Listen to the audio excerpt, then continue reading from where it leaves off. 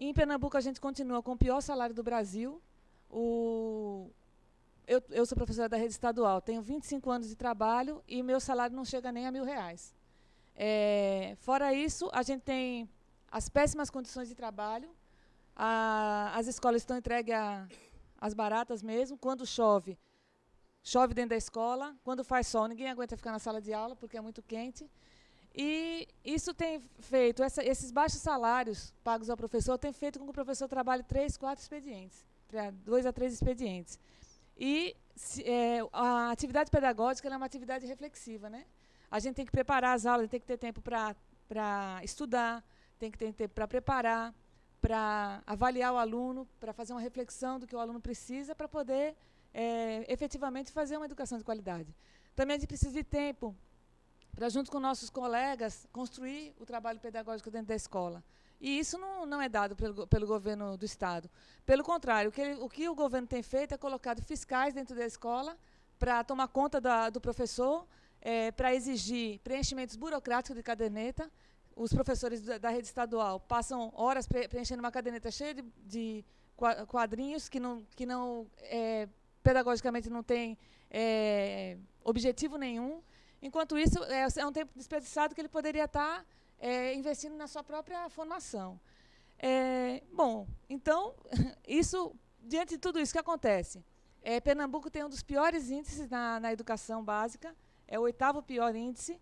Nós temos, em Pernambuco, 17% de analfabetos, 28% de analfabetos funcionais, um índice maior do que a média brasileira. Então, isso revela o total descaso do governo para a educação. Na rede municipal, vai no mesmo sentido. Nós temos escolas funcionando precariamente, salas de aula abarrotadas de alunos, apertadas, escolas que são verdadeiro improviso, colocadas dentro de casa, dentro de associação de moradores, enfim, o improviso reina, né? Bibliotecas não existem, quadras de esporte, eu posso dizer que grande parte das escolas da rede municipal não tem quadra de esporte, não tem para as crianças ter um período de lazer, fazer sua recreação. Existe, então, um descompromisso total desses governos. Não é o que a gente vê nas propagandas. Nas propagandas, eles mostram um verdadeiro paraíso.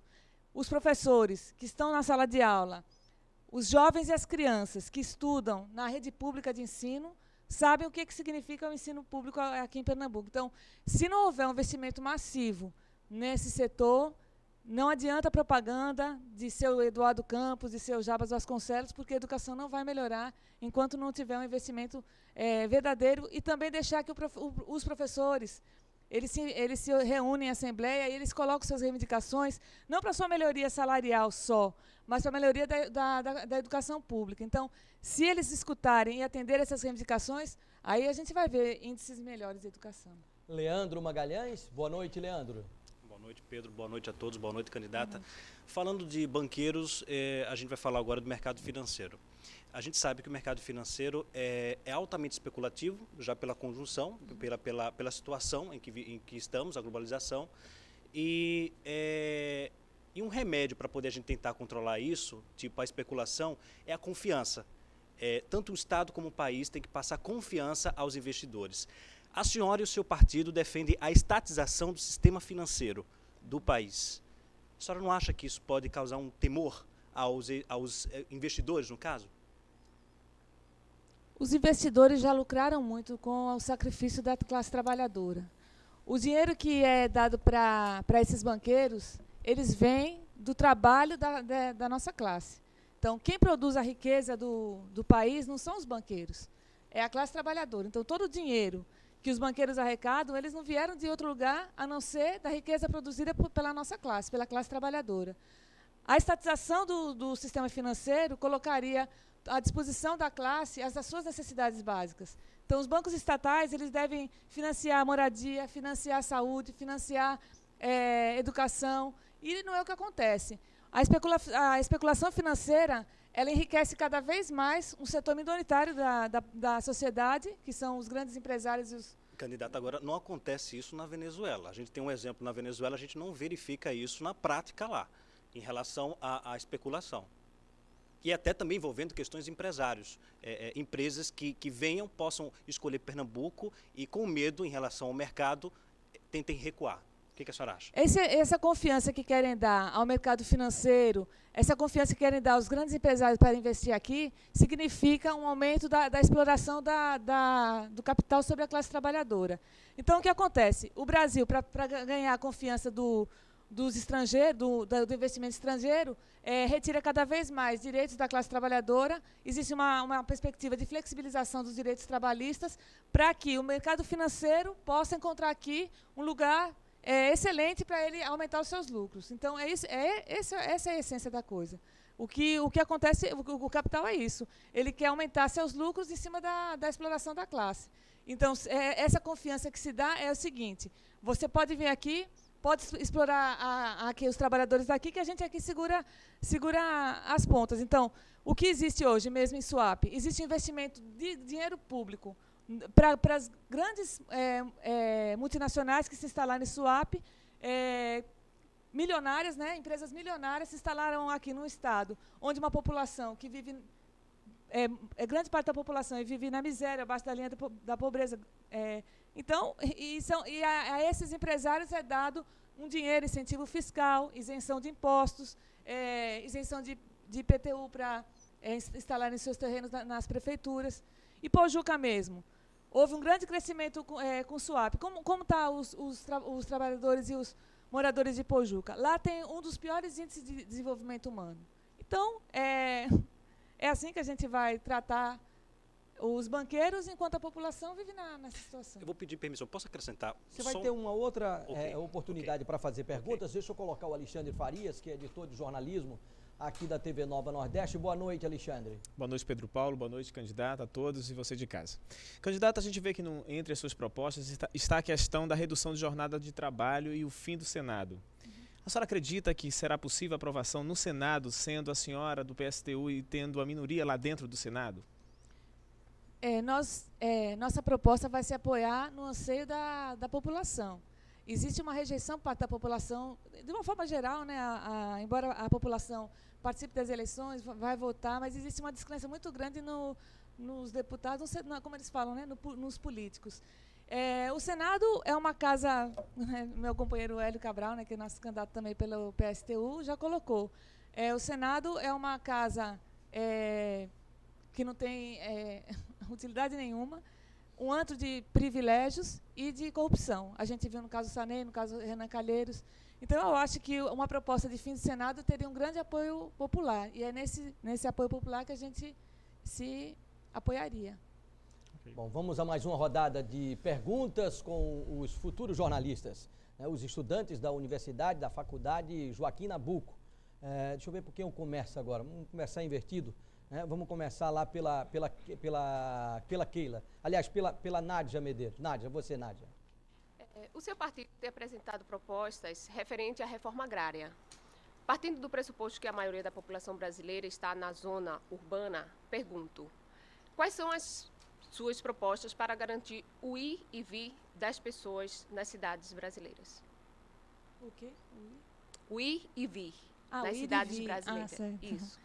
Não, a reforma agrária, ela é uma bandeira que ela está bastante atrasada no Brasil, né? Hoje, 76% das terras agricultáveis estão na mão do agronegócio. Então, grande parte do latifúndio está na mão de pequenas pessoas, inclusive multinacionais, grandes multinacionais. A reforma agrária ela traria 21 milhões de novos empregos. Então, se hoje grande parte da população se deslocou do campo para a cidade, é porque a questão da miséria no campo está muito grande. Inclusive, assassinatos de trabalhadores rurais que lutam por reforma agrária. Então, nosso partido defende radicalmente a reforma agrária, sob o controle dos trabalhadores. Isso resolveria o problema da fome, né? Resolveria o problema da fome no Brasil e resolveria o problema também do desemprego. Então, é um absurdo que um país com as dimensões que tem o Brasil exista o latifúndio, que é responsável por grande parte das misérias que a gente vê na cidade grande. A questão do desemprego, da questão da falta de moradia, da própria prostituição. Quer dizer, as pessoas vêm para a cidade na perspectiva de arrumar alguma coisa, porque no campo não conseguiu, e aqui só se depara com a miséria. Então, se fixar esses trabalhadores no campo, se der a eles terra para plantar, eles vão, e subsídios, né, do governo para os pequenos agricultores, então esse problema seria resolvido. Mais uma pergunta, Keila Fidelis. Vem para o lado de cá agora, as mulheres primeiro. Candidata, hoje um assunto muito comentado é sobre a união do homoafetivo. A senhora é a favor dessa proposta? Sou totalmente a favor. A homofobia, ela tem trazido violência, né, contra um setor da população. Então, o simples fato das pessoas se amarem não pode ser motivo para violência. Então, a discriminação com os homossexuais tem trazido vários casos de espancamento e de violência contra homossexuais. A gente defende para os homossexuais os mesmos direitos de casais heterossexuais, inclusive a união civil, porque não se pode fechar os olhos para isso. A família é constituída de várias formas e a gente deve respeitar a diversidade sexual das pessoas. Então, ninguém pode ser vítima de discriminação por amar uma pessoa do mesmo sexo. Então, nós defendemos a união civil, nós defendemos a adoção por casais homossexuais, defendemos um SUS que atenda esse setor GLBT, né, que são os gays, lésbicas, bissexuais e travestis. Defendemos, defendemos toda aquilo que os casais heterossexuais têm direito, que os homossexuais têm. A pensão para o companheiro ou companheira homossexual. Nós somos a favor. Última pergunta dos estudantes universitários, o Edgar Lima. Diga a você. Candidata, a senhora afirmou em entrevista anterior que Pernambuco é campeão de assassinato de mulheres. A senhora ainda disse que a Lei Maria da Penha não surtiu o efeito esperado. Como a senhora vai modificar essa realidade do Estado estando no Senado? Primeiro, a Lei Maria da Penha ela não resolveu o problema da violência contra a mulher. Primeiro porque a sociedade ela é violenta, né, de uma forma geral. Então, ela desumaniza as pessoas e acaba gerando mais violência. O machismo, né? O machismo exacerbado leva à violência.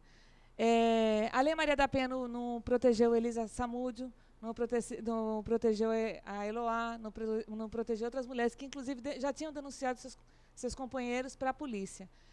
Enquanto não houver uma estrutura, porque, na verdade, eles colocam a lei, mas não dão estrutura nenhuma para que essa lei seja implementada. Uma mulher que vai procurar, que está sendo perseguida, ameaçada pelo seu companheiro, ela tem que ter uma estrutura do Estado que proteja essa mulher, para que ela possa se defender. Se não existe essa estrutura, ela vai estar vulnerável à violência.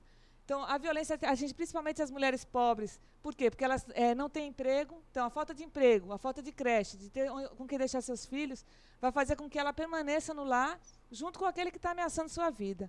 Então, a pobreza e a miséria, ela gera ainda mais violência. As mulheres pobres são as mais vítimas ainda da violência. Com medo de denunciar seu companheiro, que muitas vezes é a pessoa que sustenta a sua casa, ela se submete à violência e acaba, de forma trágica, até a morte. Então, a gente defende políticas públicas, casas-abrigos, mais delegacias para atender essa população, mas também pleno emprego para a mulher, salários dignos para a mulher, acesso à moradia, acesso à educação, creches, tudo isso, essa estrutura que vai garantir que a violência contra a mulher diminua no Estado. E a punição de todo aquele que praticar uma violência contra a mulher. A entrevista sabatina com a candidata ao Senado pelo PSTU, Simone Fontana, continua daqui a pouco, depois do intervalo. Eu quero agradecer aqui a presença dos estudantes universitários da Faculdade Joaquim Nabuco, né, que participaram e contribuíram com suas perguntas, com a democracia do nosso Estado. E lembrar que daqui a pouco, depois do intervalo, nós vamos continuar com os jornalistas e vamos continuar com os representantes da sociedade civil organizada, já depois do intervalo, aqui na TV Nova Nordeste, a sua TV.